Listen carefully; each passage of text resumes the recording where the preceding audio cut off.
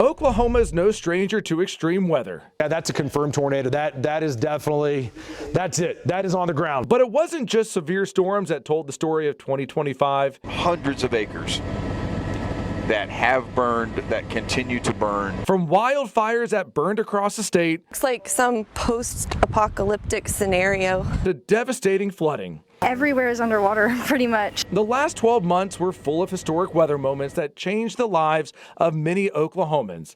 But let's go back to the beginning.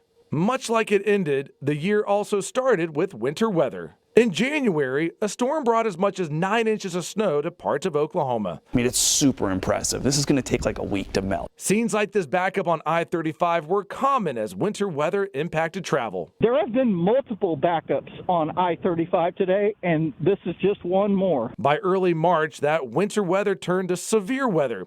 An EF1 touchdown in Ada, destroying businesses, schools, and homes. You know, they say it sounds like a freight train, and it sounds just like a freight train. But later that same month, that moisture diminished. We have red flag warnings for the counties highlighted in red. And dry and windy conditions made way for a devastating wildfire outbreak.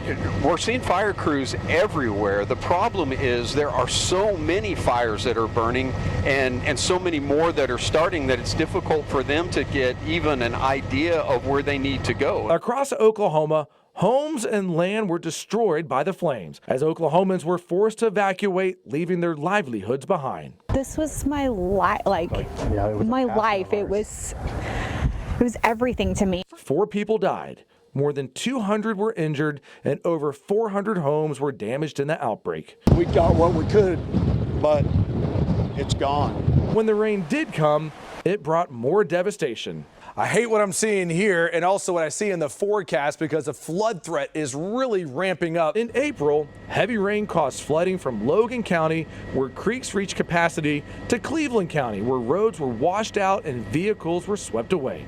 This whole thing just gave way. 7 Oklahomans lost their lives due to the high water. There were 3 people in the Jeep.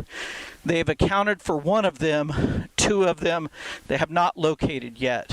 That same month, tragedy struck again when another EF1 tornado hit a home in Hughes County, killing 1 person inside. You just need to pray for the families, you know, and think about what they're dealing with, and we'll recover. And as May came, so did more severe weather.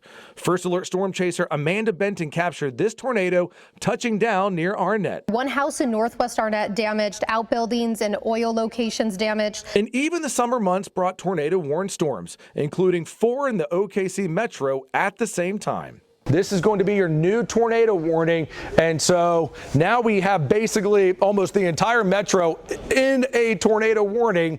By the fall, severe storms brought hail to Oklahoma. This right here looking more like snow as it covered the ground. But 2025 wouldn't be complete without some actual snow in December. Black ice caused slick conditions at the beginning of the month, resulting in more than 350 crashes across the state.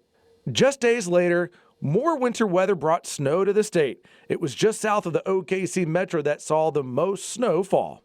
Look at this place. It is unbelievable how much snow there is that's come down in this area, and it continues to come down heavy right now. And as the year comes to a close, we are reminded that the only thing more certain than Oklahoma's ever-changing weather is the resilience of the people who call it home. Chief Meteorologist Damon Lane, KOCO 5 News.